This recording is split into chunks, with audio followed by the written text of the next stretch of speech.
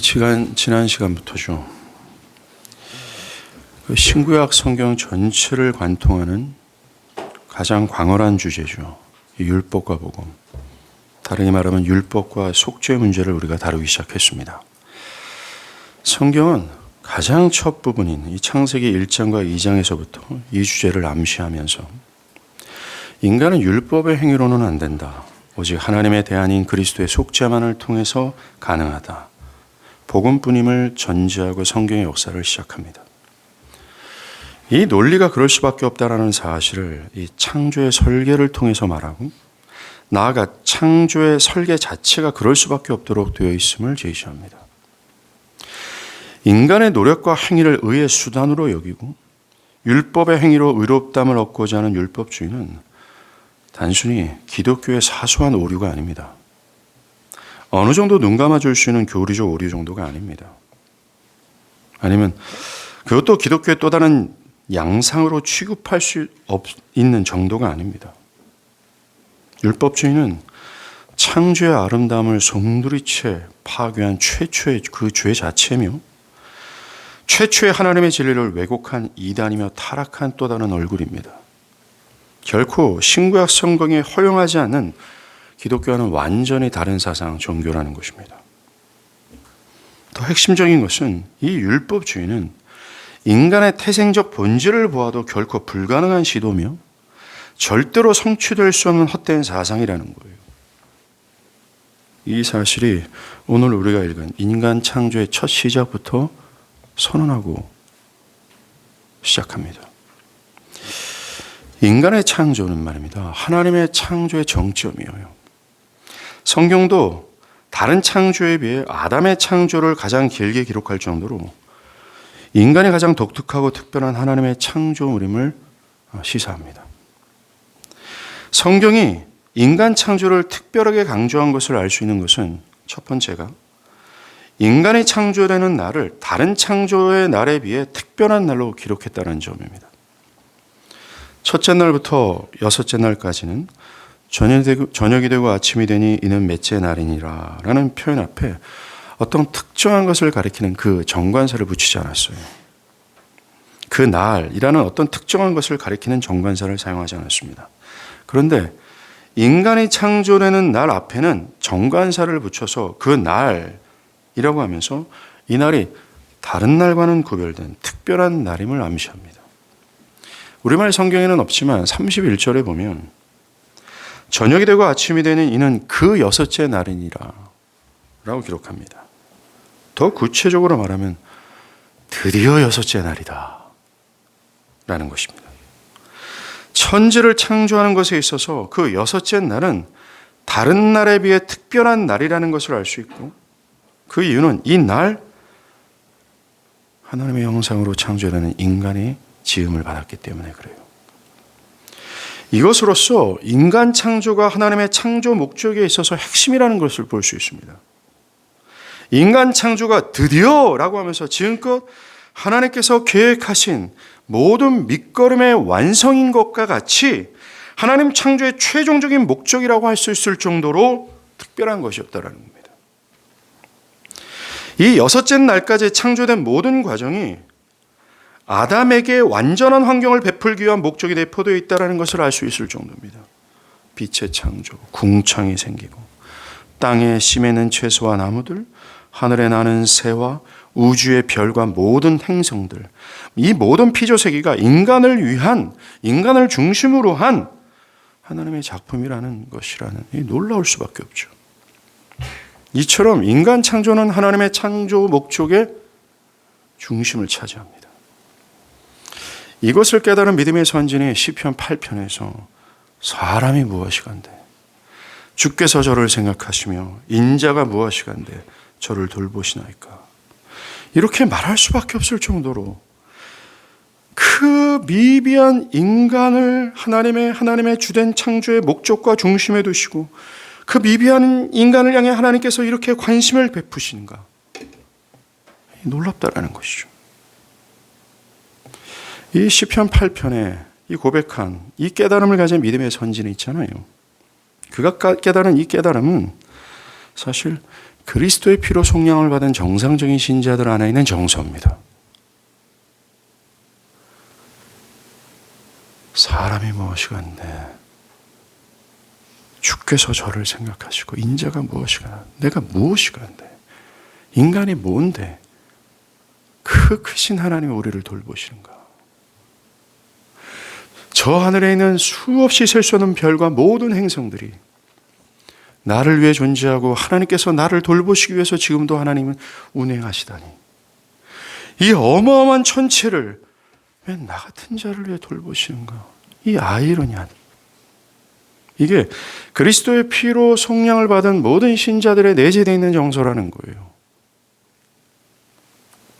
두 번째, 인간 창조가 매우 특별하다고 할 수 있는 것은, 여러분, 인간 창조 때에만 성부, 성자, 성령, 이 삼위 하나님의 창조를 서술했다는 점입니다.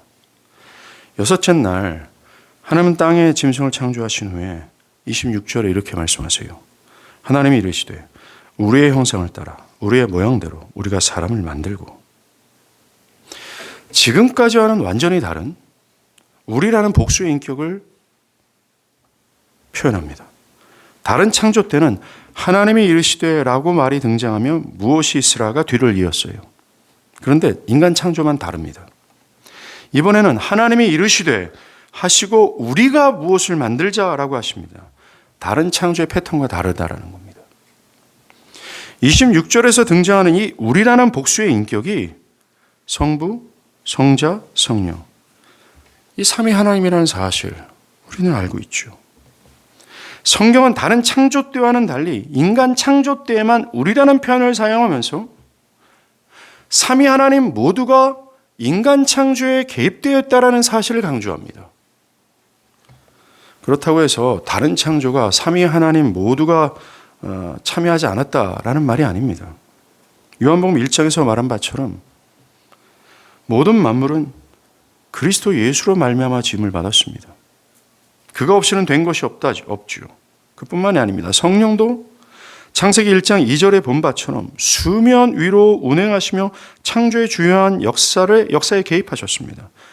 모든 창조에 삼위 하나님이 개입하신 것은 맞습니다.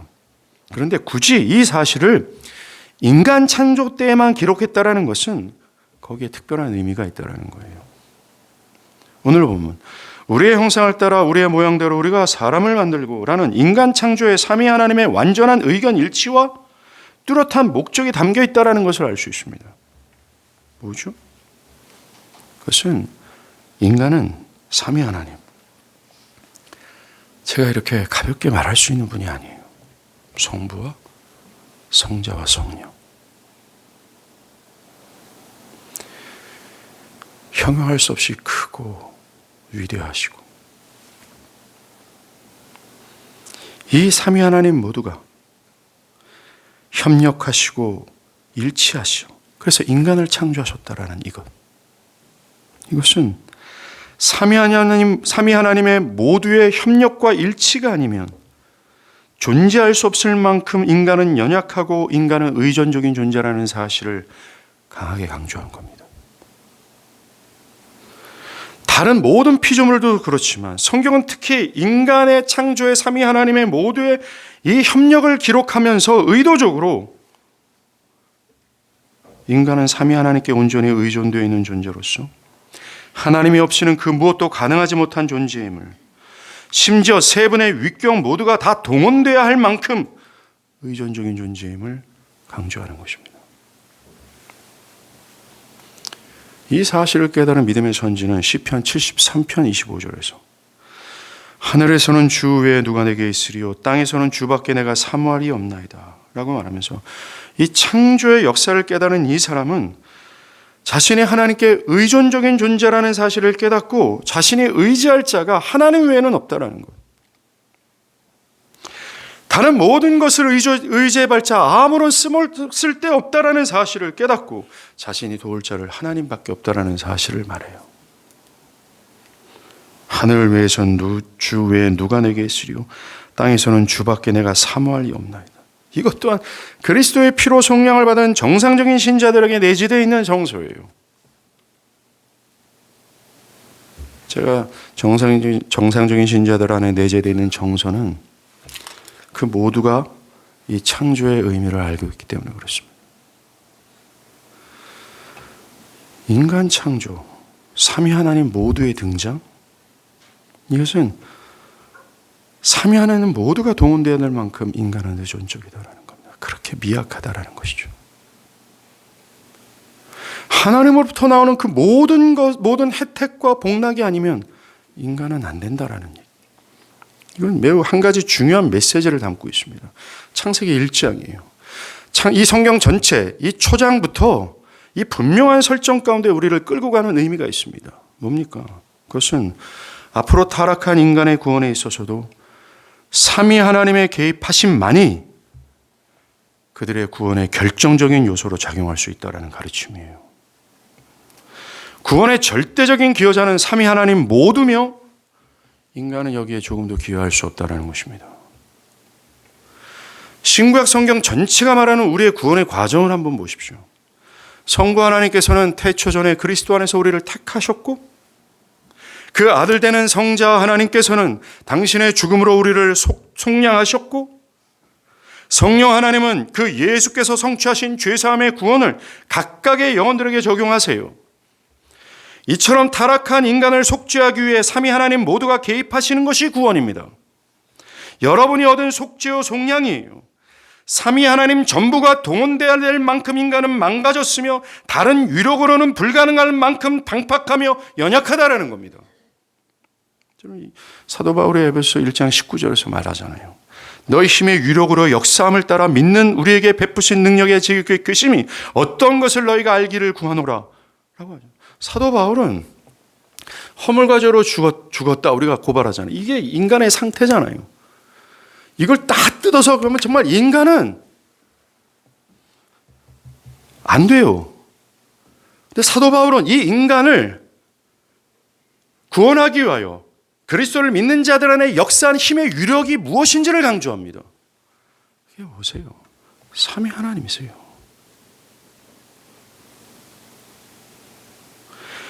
이 구원에 저와 여러분이 기여한 것이 단 하나도 없이 온전히 삼위 하나님의 은총과 능력만이 역사했습니다. 그렇습니다. 하나님께서 인간을 구원하는 데 있어서 인간의 노력, 열심, 행위 이거를 더한 것이 아니에요. 신구약 성경 전체는 그 어느 것에서도 인간을 구원하는 데 있어서 인간의 노력과 열심과 행위가 필요하고 그것이 더해져야 된다는 것을 눈뜨고 찾아볼 수 없습니다. 이것은 인간의 첫 창조 때부터 강조한 진리예요. 인간은 하나님이 없이는 그 무엇도 가능할 수 없을 만큼 하나님께 의존적인 존재라는 것입니다. 이미 이 시점부터 율법주의는 불가능하다는 것을 확실히 전제하고 시작합니다.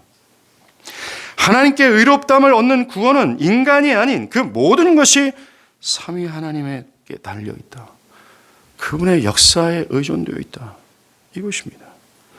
여러분, 이것이 인간 첫 창조, 이 첫 부분부터 우리에게 주는 교훈이에요. 인간의 출발서부터 설계된 메시지라는 겁니다.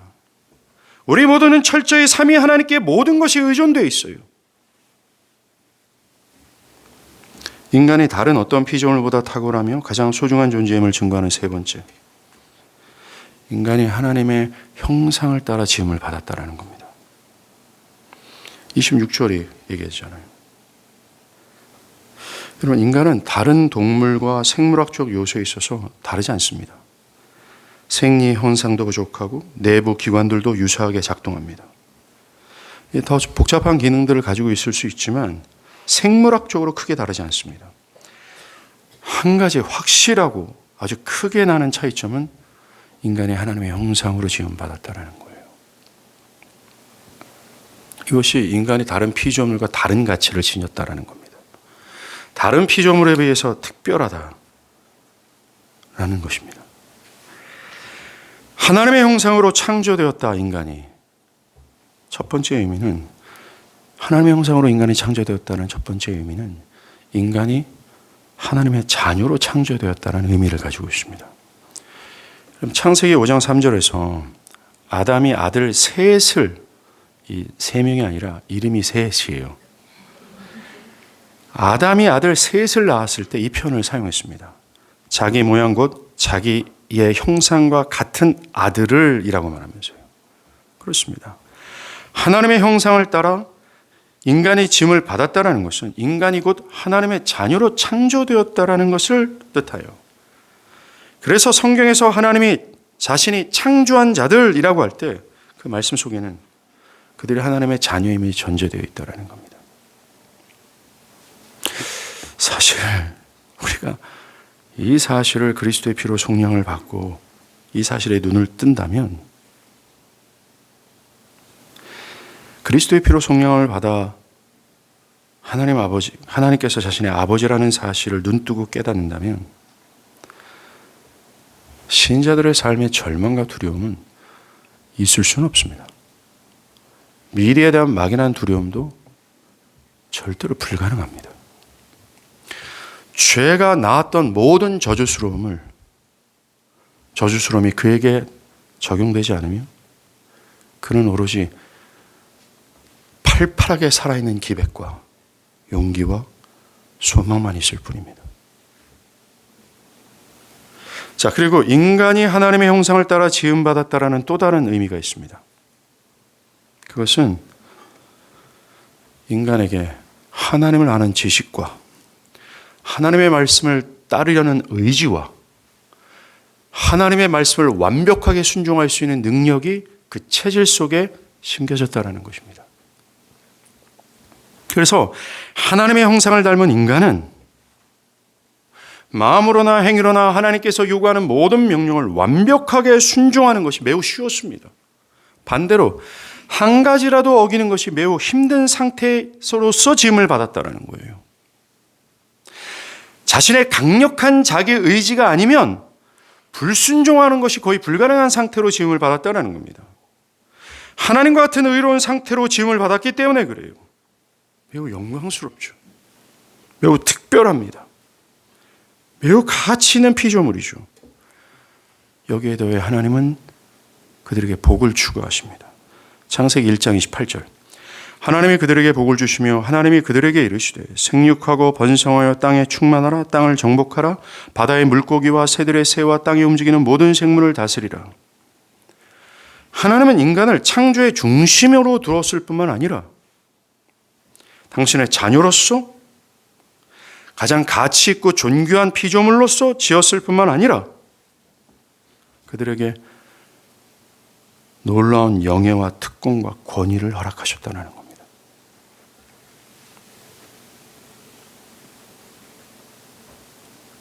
놀라운 하나님. 정말 사람이 무엇이간데 우리를 그렇게 생각하시고 인자가 무엇이간데 우리를 돌보시는지. 기억할 것은 하나님께서 이 놀랍고 특별하게 창조한 이 인간이 그들의 태생 자체가 삼위 하나님께서 그렇게까지 존귀하게 여기실 하등의 이유가 없었다라는 겁니다. 그들의 본질이 뛰어난 재질을 가지고 있었다거나 또는 그들이 온 우주에서 가장 희귀한 광물로 지음받은 것이 아닙니다. 그들은 은으로 창조되지 않았습니다. 금으로 창조되지 않았습니다. 그들의 본질은 먼지였어요. 창세기 2장 7절. 여호와 하나님이 땅에 흙으로 사람을 지으시고 생기를 그 코에 불어넣으시니 사람이 생명이 됐다고 말합니다. 여러분, 인간의 본질을 성경에서 얘기하고 있어요. 먼지라고 말합니다. 그들의 본연의 상태가 먼지라고 말합니다. 이 구절에서 흙을 영어로 보면 dust, 먼지예요. 이 먼지를 히브리 말로 아다마라고 부르는데 하나님이 첫 인간을 만드시고 그를 아담이라고 부르죠. 아담, 사람이라는 뜻입니다. 이 아담이란 단어는 아다마라는 먼지에서 파생된 단어예요. 그래서 하나님이 아담을 부르실 때 그 부르심은 인간 존재의 실체를 향해 부르는 겁니다. 야 아담아, 사람아, 야 먼지야 라고요. 하나님이 우리를 구원으로 부르실 때도 마찬가지라는 겁니다. 성령을 통해서 그의 귓가에 그가 들려요. 야 먼지야 라고요. 즉 하나님이 없이는 존재할 수도 없고 하나님이 없이는 생존할 수 없으며 그 삼위 하나님의 엄청난 위력이 아니면은 도대체 구원이 불가능한 나 자신이라는 사실을 성령을 통해서 성령이 내 귓가에 쟁쟁하게 울리게 하세요. 아담아, 먼지야! 라고요. 티끌아! 라고요. 이게 인간의 구원입니다. 이 먼지가 인간의 본래의 상태였다라는 겁니다. 성경은 이것을 성경의 초반에 확실히 밝히고 시작해요.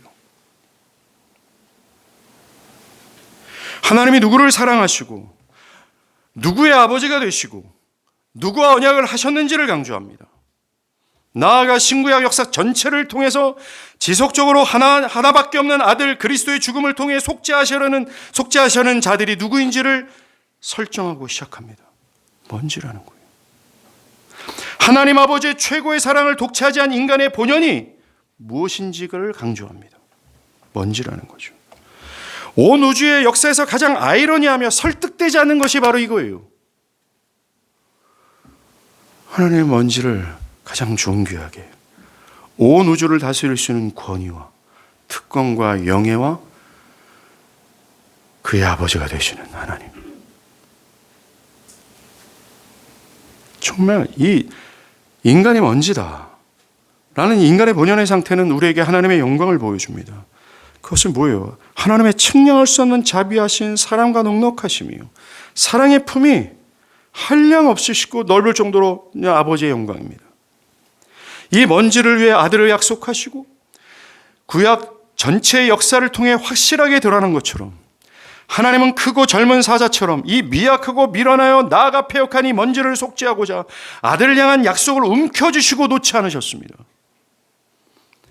그들의 반복되는 반역이 있음에도, 그들의 죄악이 관여하고 하나님을 향해 요청하지 않았음에도 불구하고 도리어 그들을 계속해서 하나님을 경홀히 여기고 우습게 여기고 하나님을 스스로 버리고 난 하나님 없어도 돼요, 난 다른 것을 통해서 충분히 만족을 누릴 수 있어요 라고 하는 먼지에 불과한 인간을 속죄하시려는 그분의 약속을 움켜쥐고 빼앗기지 않았습니다.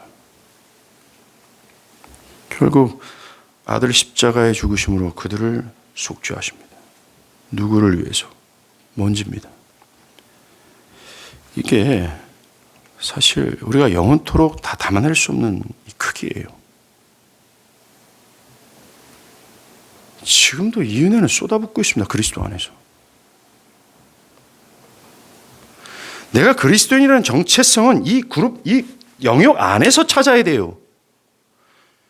여러분들이 직장의 영역 안에서 자신의 정체성을 찾으면 망합니다. 여러분의 외모라는 영역 안에서 여러분들의 정체성을 찾으면 여기 설 수 있는 사람이 누구 있어요? 첫 인간뿐만 아니라 모든 인간은 이 진실을 기억해야 마땅합니다. 자신들의 미천함과 자신을 이렇게까지 창조하시고 대우하시는 하나님의 선하심을요, 이것을 기억하여 이 은혜의 영광을 찬미해야 마땅해요. 만약 그렇지 않으면 배은망덕입니다. 반역자여 패륜하여 뻔뻔스러운 죄인입니다. 정말 로마서 1장 18절이 맞아요. 하나님의 진노가 불의로 진리를 막는 사람들의 모든 경건하지 않음과 불의에 대하여 하늘로부터 나타났다라고 말합니다. 먼지에 불과한 존재가 이러한 영광을 하나님으로부터 얻었다는 사실을 망각하고 도리어 자신을 하나님으로 주장하고 독립을 선언하는 것,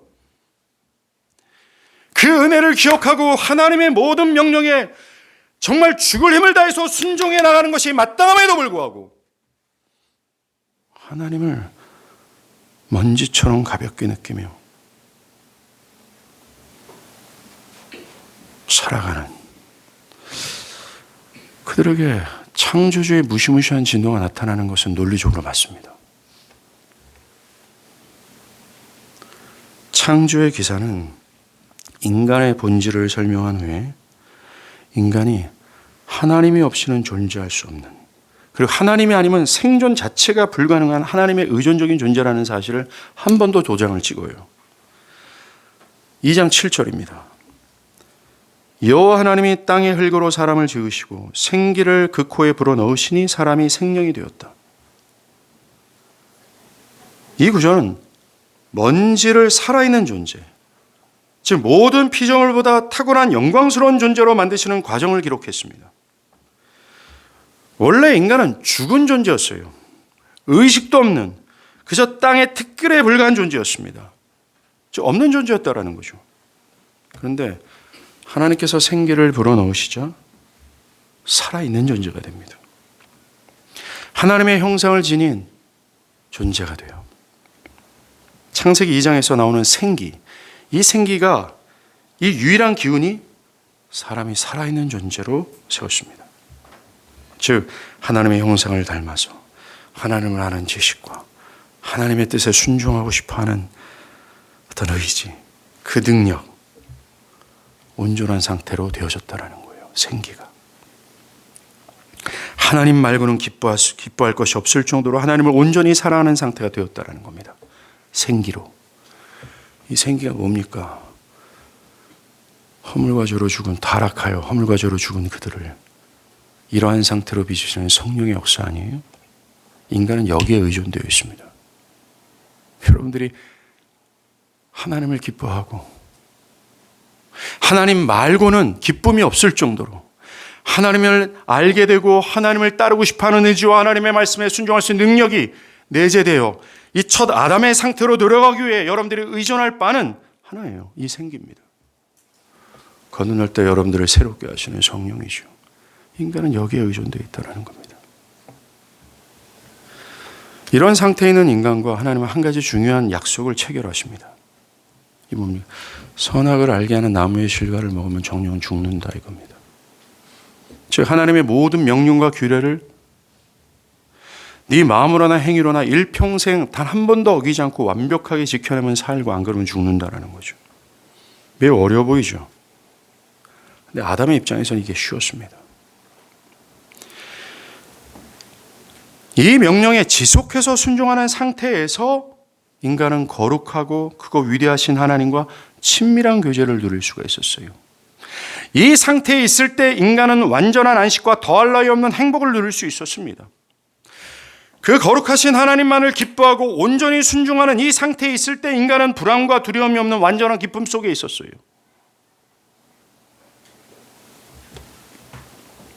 그리스도로 말미암은 속죄는 이것을 성취하는 겁니다. 우리 내면에.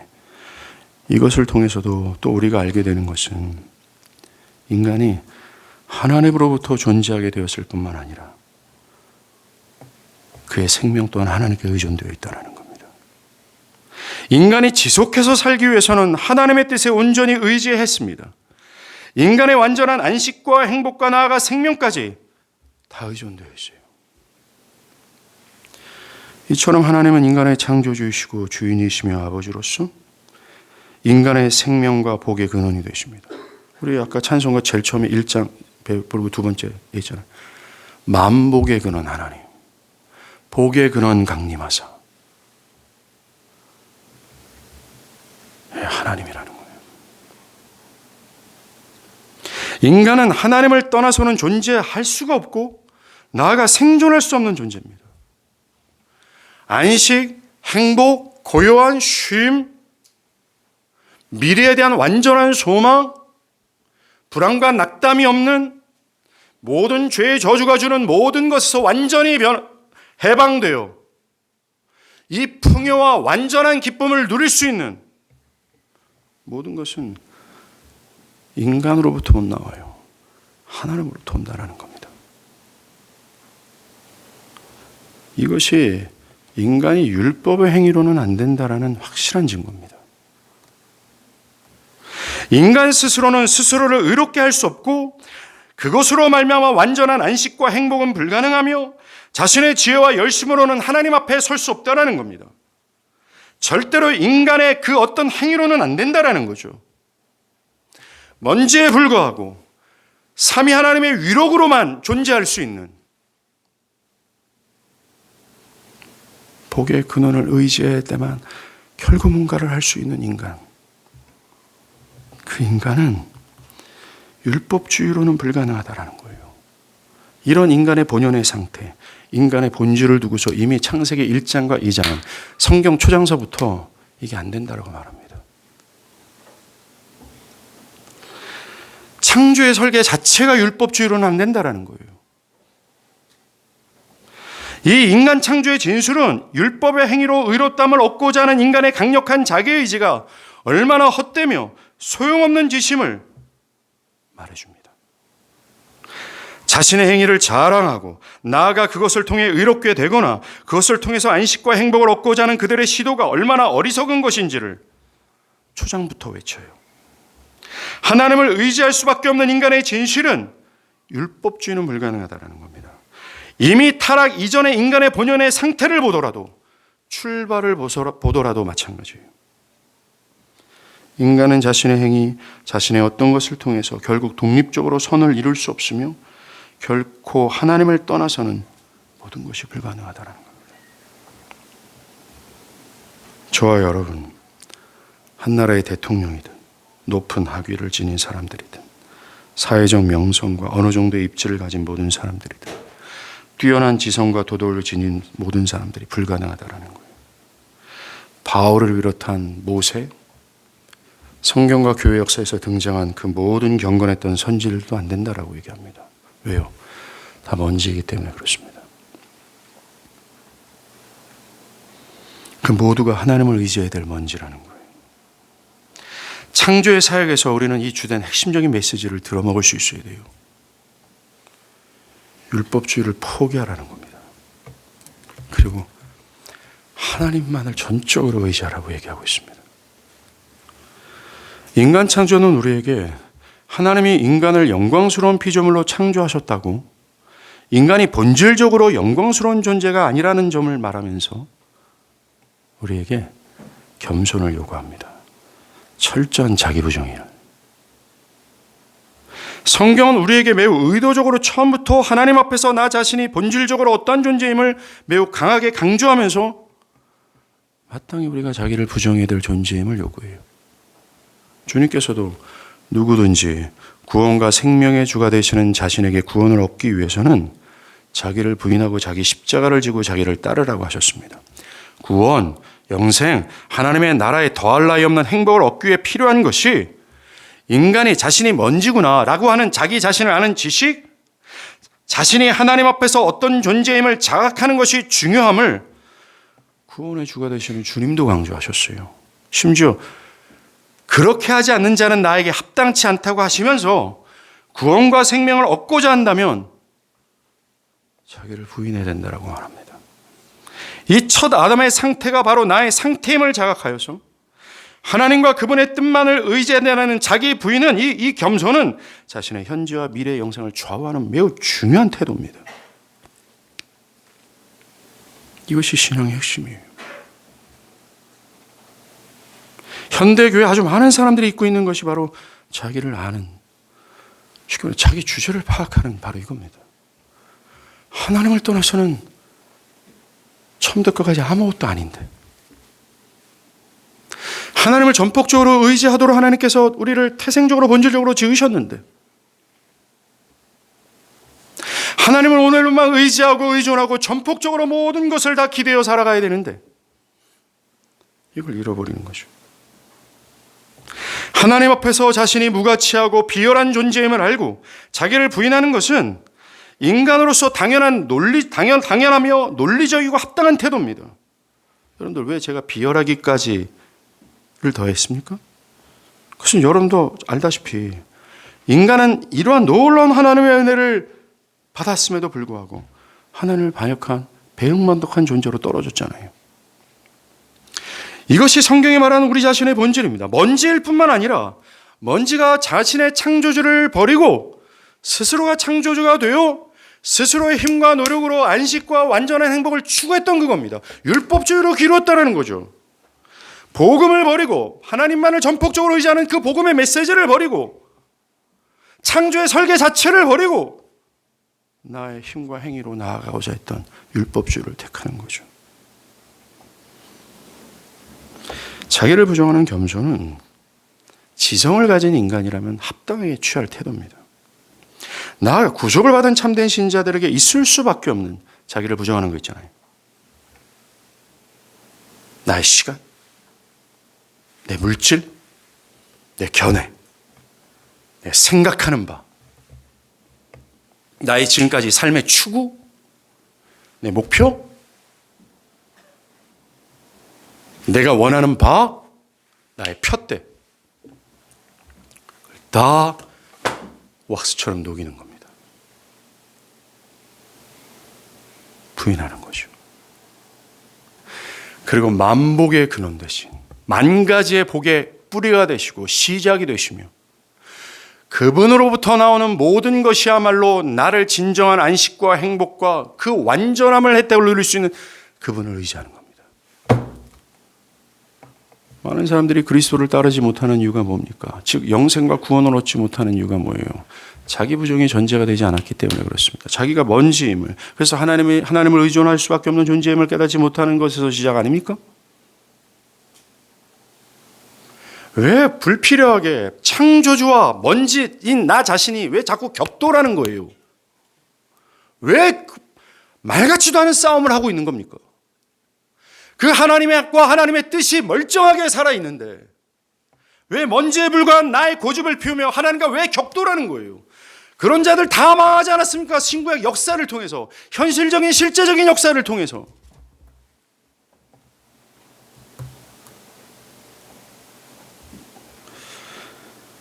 여러분들, 아브라함도 믿음의 선진이잖아요. 우리의 조상이라고, 뿌리라고 말하는 아브라함도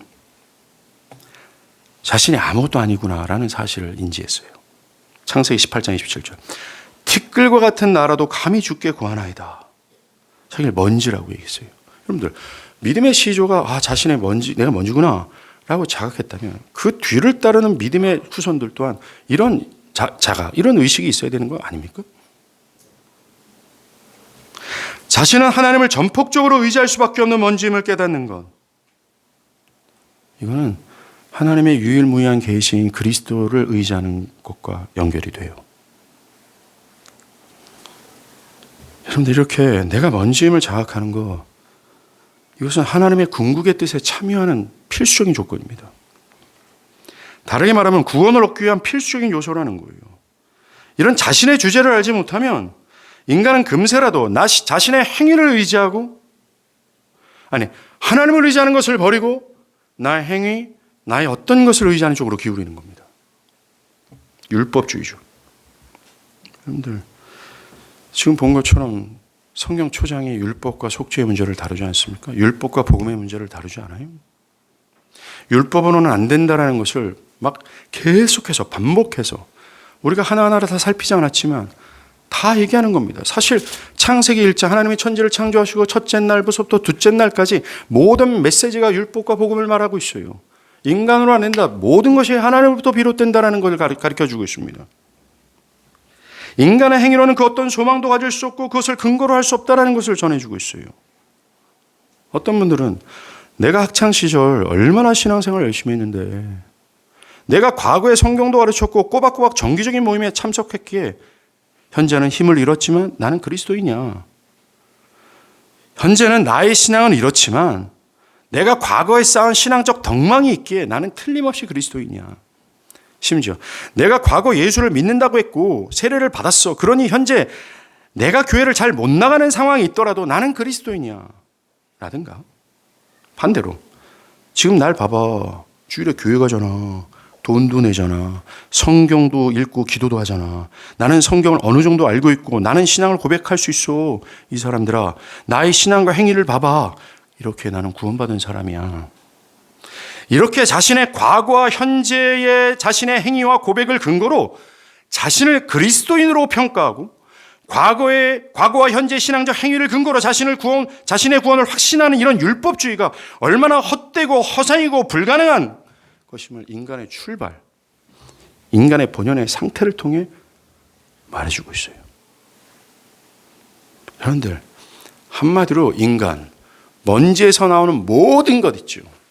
생각서부터 정신, 어떤 동기, 원인, 안 됩니다.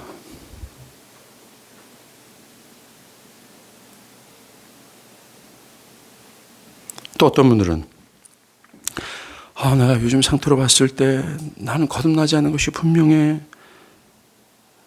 신앙생활 열심히 해야 되는데 나는 구원을 받지 못할 것이 분명해. 말씀에 비춰봤을 때 나는 이런 행위도 없고 저런 죄를 거절하지 못하고 있어. 그러니 나는 구원을 받지 못한 상태에 있어.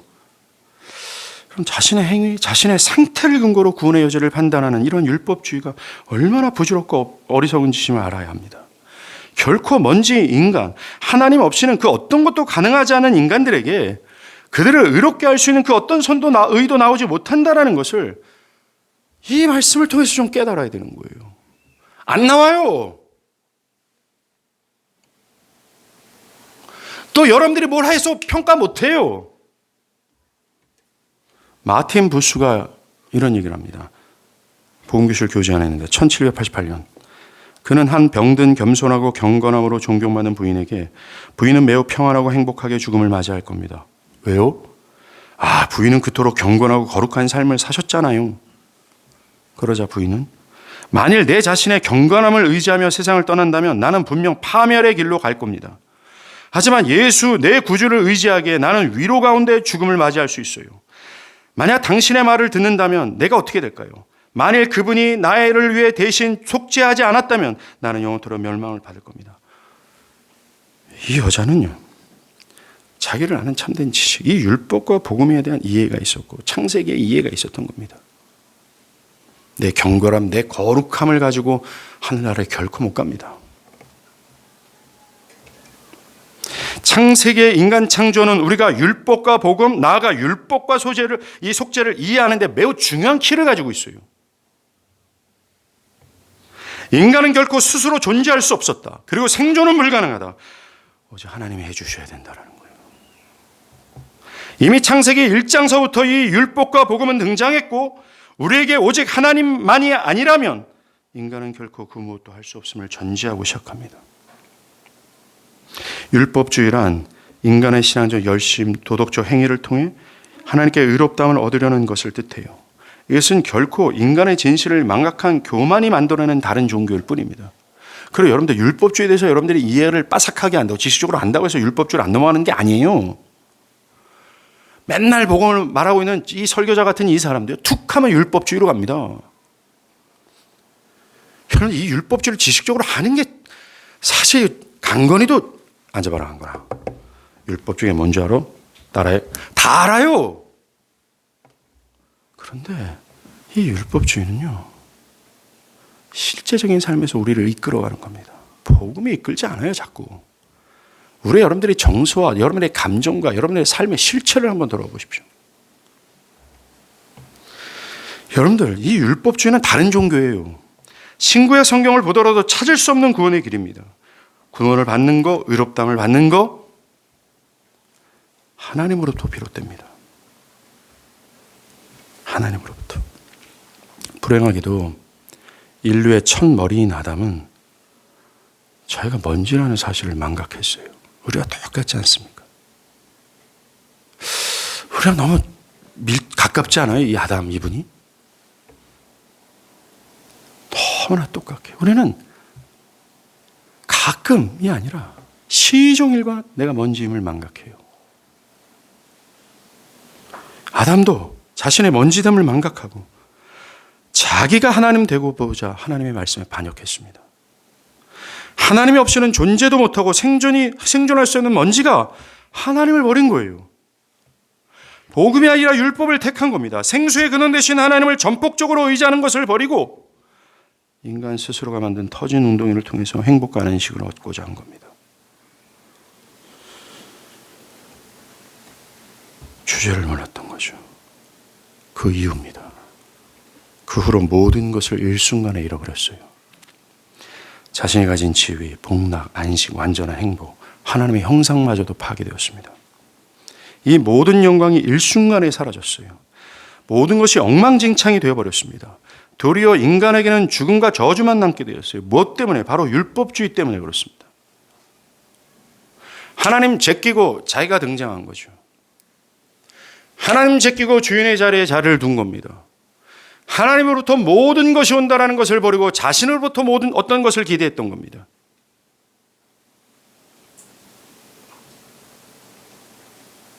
스스로의 힘과 지혜로 안식과 행복이라는 하나님 나라를 이루고자 하는 이 율법주의 시도가 얼마나 불가능한 시도이며 중요한 건 나아가 이 율법주의 시도는요, 인간이 본연의 하나님께 받은 모든 영광, 기쁨, 안식안을 송두리째 일순간에 다 잃어버리게 했어요.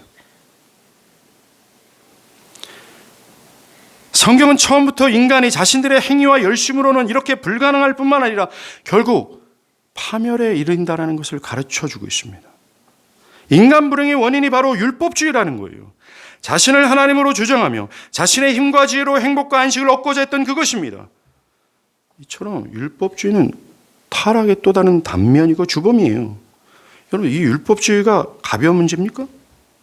모든 복락과 안식을 일순간에 잃어버리게 한 이것이 단순한 문제예요? 단순한 오류예요? 어느 정도 눈 감아줄 수 있는 것일까요? 이 율법주의는 기독교 복음의 가장 강력한 적입니다. 이 율법주의는 인간이 가진 모든 특권과 지위와 영예와 부유함을 일순간에 다 잃어버리게 할 정도의 위력을 가지고 있어요. 어마어마한 파괴적인 힘을 가지고 있습니다. 지금도 마찬가지 아닙니까? 이 율법주의는요, 우리 안에 완전히 우리를 속죄하신 이 그리스도의 속량함의 은혜를 약화시켜요. 무력화시킨다는 겁니다.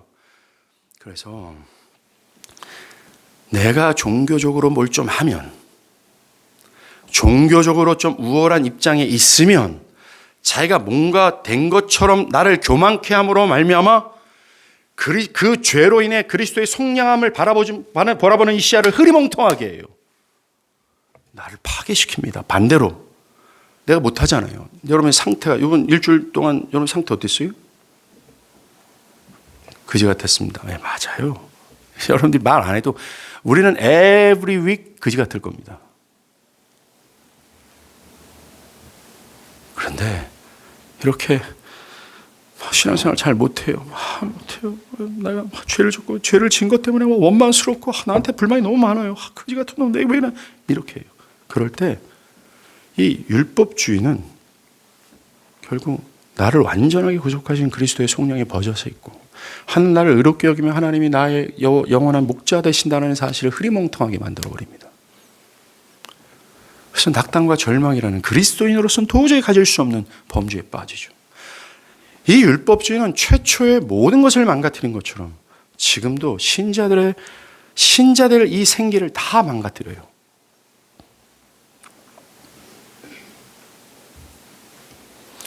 인간은 율법주의를 택함으로 모든 영광을 잃어버렸죠. 나아가 영원한 사망에 떨어집니다. 모든 것을 잃어버린 절망의 상태가 됐어요. 자, 그러면 먼지인 인간이 이것을 어떻게 할 수 있을까요? 어떻게 이 죽음과 죽음과 저주와 형벌에서 구원을 받을 수 있을까요? 결론은 오늘 창세기 기사가 말해줍니다. 하나님이 해주셔야 돼요. 인간의 노력과 행위로는 불가능하다는 겁니다. 여러분, 신명기 요즘 맥체인하죠. 어제 신명기에 모세가 등장하잖아요. 모세가 가나안 땅에 못 들어가지 않습니까? 우리 놀라죠. 모세는 율법의 대표자였습니다. 율법을 따라 살았던 사람이 아마 지금까지 모든 인류 중에서 하나님과 가장 친밀했던 사람, 수시로 기도했고 수시로 하나님을 의지했습니다. 가장 율법을 따랐던 사람, 가장 율법을 명확하게 알았던 사람, 아마 인류 역사상 가장 거룩한 사람이라고 말할 수 있습니다. 그런데 이 사람이 천국을 예표하는 가나안 땅에 못 들어갔어요. 이해가 안 가잖아요. 이 말은 그가 구원을 얻지 못했다라는 말이 아니라 그 율법을 대표하는 모세가 가나안 땅에 못 들어갔다. 이거는 우리에게 주는 메시지가 있기 때문에 그렇습니다. 아무리 모세처럼 하나님과 가깝고 하나님의 율법에 따라 살아가고 하나님의 말씀에 순종하고 율법을 빠삭하게 알고 지식도 다 정말 꽉 차 있다 할지라도 단 한 가지의 범죄로 사실로 인해 그는 못 들어간다라는 겁니다. 모세가 못 들어간다라고 말씀하실 때 왜 못 들어간다 말씀하셨어요? 지팡이 열받아서 때린 것 때문에 그런 거 아닙니까? 여러분들, 율법으로는 말입니다. 하나님 나라 못 가요. 단 한 번의 죄로 우리는 나락으로 떨어집니다. 즉 인간으로부터 나오는 어떤 것은 불가능하다. 율법주의로는 불가능하다는 겁니다. 어떻게 될까요? 이 땅에 오신 주님이 말씀하세요. 마태복음 10장 27절. 사람으로는 할 수 없으되 하나님으로는 그렇지 아니하니 하나님으로서는 다 할 수 있다라 말합니다. 사람은 할 수 없다. 하나님이 하신다. 이게 복음 아니에요? 인간 창조가 그랬던 것처럼 지금도 그래야 된다라고 말합니다. 인류의 소망은 그들의 창조주시고 그들의 참된 아버지가 되시는 하나님을 의지하는 거예요. 하나님으로부터 나오는 것, 하나님께서 우리를 살리고자 하는 그분의 대안뿐입니다. 그분의 계획과 그가 해주시는 것만을 의지하고 바라는 것뿐이에요. 이게 먼지인 인류가 회복할 수 있고 살 수 있고 영생을 누릴 수 있는 완전한 안식과 행복을 누릴 수 있는 유일한 길이에요. 하나님으로부터 나오는 대안, 하나님으로부터 비롯된 그 무엇이 뭡니까? 신구약선 전체가 말하잖아요. 그것이 그리스도의 속죄뿐이다라고 말합니다. 하나님은 인류가 범죄한 직후에, 바로 직후에 당신의 아들의 속죄를 약속하셨습니다. 하나님은 인간을 죄에 빠뜨린 마귀를 향해서 창세기 3장 16절에 인류가 이제부터 의지해야 되고 인류가 유일하게 발해야 될 소망의 약속을 주세요. 내가 너로 여자와 원수가 되게 하고 네 후손도 여자의 후손과 원수가 되게 하리니 여자의 후손은 내 머리를 상하게 할 것이요 너는 그의 발꿈치를 상하게 할 것이다. 여기서 나온 여자의 후손을 지역하면 여자가 낳을 한 산의 아이예요. 이 산의 아이의 상함, 죽음을 통해 망가지고 엉망진창이 되어버린 먼지를 다시 구원하겠다라는 하는 하나님의 결의찬 약속입니다. 이제 그로부터 모든 인류는 이 한 명의 산의 아이에게 소망을 걸어야 돼요. 로마서 1장 18절 하나님의 진노 아래 있는 인류, 영원한 형벌과 사망 안에 있는 먼지에 불과한 죄악된 인류가 살 수 있는 유일한 소망은 이 산의 아이 한 명뿐입니다. 그리고 줄곧 올곧게 이것만이 모든 인류가 다시 생명이 될 수 있는 길임을 주구장창 성경은 말하고 또 말했어요. 다른 것 절대로 말하지 않았습니다. 이것뿐이다라고 말합니다. 구약 성경 전체는 이 역사였어요. 그리고 그 아들은 약속대로 오셨고 죽음으로 우리를 속죄하셨습니다. 그 산의 아이가 왔고 그 산의 아이가 상함을 입었어요. 우리의 선택지는 이것뿐입니다. 다른 길이 없어요. 이 산의 아이가 누구예요? 그리스도 예수잖아요. 하나님은 먼지에 불과한 인류를 위해 자신의 하나밖에 없는 아들을 그들의 대리자여 대속물로 주셨습니다. 구약의 대속물이 죽임을 당하여 죄인들의 죄를 사하는 것처럼 당신의 아들을 올 인류의 대속물로 삼으셨어요. 온 인류와 모든 우주를 다 합친 것보다 더 존귀하고 더 무겁고 더 영광스럽고 더 가치 있는 당신의 아들, 그 어떤 대속물보다 비교할 수 없을 정도로 흠이 없고 점이 없는 완전한 거룩함과 완전한 의가 되시는 그리스도에게 그의 모든 백성의 허물과 죄와 저주를 옮기셔서 아들 한 분의 죽음을 통해 당신의 모든 먼지들의 죄를 해결하셨다는 겁니다. 성경은 성경 첫 페이지부터 사실 창세기 1장 2절부터 설명해도 과언이 아닐 정도로 율법주의는 안 된다고 말합니다. 여러분으로부터 나오는 것이 안 된다고 말해요. 하나님으로부터 비롯된 유일한 대안 대신 그리스도를 붙들어야 된다고 말합니다. 이게 사복음서에서 모든 사건들의 모든 기적사역을 통해서 반복되는 거 아니에요? 12년 동안 혈루증을 앓던 여인, 그 병을 고치고자 전국의 모든 의원을 다 찾아갔지만 하나도 못 고치고 그 치료하겠다고 한 것 때문에 가진 자산들을 다 잃어버리고 가난하고 이 불결에서 모든 사람들에게 소외되고 가족들에게도 버림받았던 그가 이것을 치유함을 받아 다시 한번 여호와의 총회에 들어갈 수 있는 유일한 길이 뭐라고 판단했어요? 그리스도 예수를 붙드는 거 하나밖에 없었습니다. 회당장 야이로가 자신의 딸이 아파요. 이 아픈 이 딸을 고칠 수 있는 것이 저분뿐이다. 이 딸이 죽었어요. 이 딸을 고칠 수 있는 분이 저분뿐이다. 라고 하면서 이 창세기의 메시지를 깨달았어요. 인간으로부터 나오는 것 비롯된 모든 것은 안 된다. 하나님의 유일한 대안 대신 그리스도밖에 없다. 그 그리스도를 붙드는 거예요. 그래서 살았습니다. 이와 같은 얘기가 복음서에 주구장창해요. 여기서 기록되지 않는 내용들이 더 많을 정도로 신구약 성경은 일관적으로 말합니다. 인간으로부터 나오는 건 안 되고 하나님으로 그러니까 하나님을 좀 의지하세요. 하나님으로 비롯된 그리스도 예수를 좀 붙드세요. 여러분들의 구원의 확신이 흔들립니까? 어떻게 할 건데요? 더 열심히 해보세요. 그 율법주의로 갈 겁니다. 어떻게 할 건데요? 그리스도를 붙들어야 되는 겁니다. 그리스도의 속죄함의 비밀들을 알고 그럴 때 여러분들의 마음에는 불타오르게 될 거예요. 쓸데없고 허상인 것을 의지하지 마십시오. 여러분들이 과거의 신앙생활을 어떻게 했다, 내가 헌금을 어떻게 들렸다, 뭐 어떻게 고백했다, 다 허상입니다. 그거 의지했다가는 지옥 갑니다. 지옥 10번도 갈 거예요. 여러분들이 모세처럼 행하고 바울처럼 심지어 헌신된다 할지라도 그거 의지하면 지옥으로 떨어질 거예요. 유일한 대안 대신 그리스도를 붙드는 것뿐입니다. 이걸 하세요. 성경의 초장이 그것부터 말하고자 하는 것은 성경 전체의 내용을 내가 어떻게 진행하겠다라는 하나님의 명백한 의지가 보이는 겁니다. 율법과 속죄, 율법과 복음. 앞으로 계속 갈 텐데 이걸 통해서 하나님의 메시지를 깨닫기를 바랍니다. 기도하시겠습니다.